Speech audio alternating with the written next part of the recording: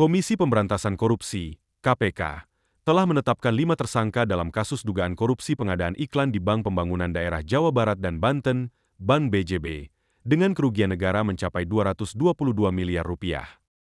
Pada Senin, 10 Maret 2025, KPK menggeledah kediaman Ridwan Kamil di Bandung dan menyita sejumlah dokumen terkait kasus tersebut. Ridwan Kamil bersikap kooperatif selama penggeledahan dan menyatakan siap mendukung proses hukum yang berjalan. Hingga saat ini, KPK belum menetapkan status hukum Ridwan Kamil dalam kasus ini. Namun, Indonesia Corruption Watch (ICW) mendesak KPK untuk segera memanggilnya guna mempercepat penyelidikan. Partai Golkar, tempat Ridwan Kamil bernaung, menyatakan kesulitan menghubunginya setelah penggeledahan. Namun, pada Jumat malam, 14 Maret 2025, komunikasi berhasil terjalin, dan Ridwan Kamil menegaskan kesiapannya untuk kooperatif serta menyatakan tidak terlibat dalam kasus tersebut. KPK menegaskan bahwa Ridwan Kamil bersikap kooperatif selama penggeledahan dan proses penyidikan akan terus berlanjut sesuai prosedur hukum yang berlaku. Kasus dugaan korupsi pengadaan iklan di Bank Pembangunan Daerah Jawa Barat dan Banten, Bank BJB, mencuat ke publik setelah Komisi Pemberantasan Korupsi (KPK) melakukan serangkaian penyelidikan intensif.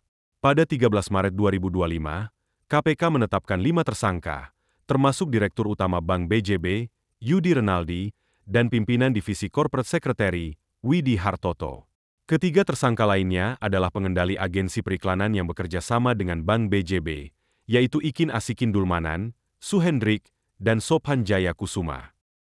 Pada periode 2021 hingga semester pertama 2023, Bank BJB merealisasikan belanja promosi sebesar Rp409 miliar untuk penayangan iklan di berbagai media melalui kerjasama dengan 6 agensi.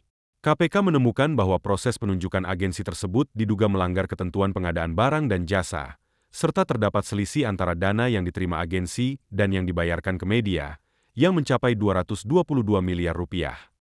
Pengungkapan kasus ini semakin berkembang setelah KPK melakukan penggeledahan di berbagai lokasi, termasuk rumah mantan Gubernur Jawa Barat, Ridwan Kamil, pada 10 Maret 2025. Ridwan Kamil menyatakan sikap kooperatif dan mendukung proses hukum yang berjalan. Kasus ini menyoroti pentingnya transparansi dan akuntabilitas dalam pengelolaan anggaran promosi oleh institusi keuangan daerah.